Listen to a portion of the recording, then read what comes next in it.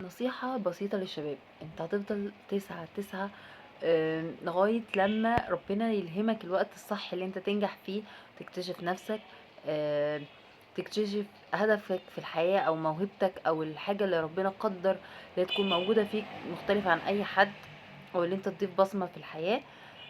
سواء البصمة دي باللي انت تصحى الصبح تساعد حد، آه، تتعلم حاجة جديدة حتى لو كلمة جديدة أو علم جديد.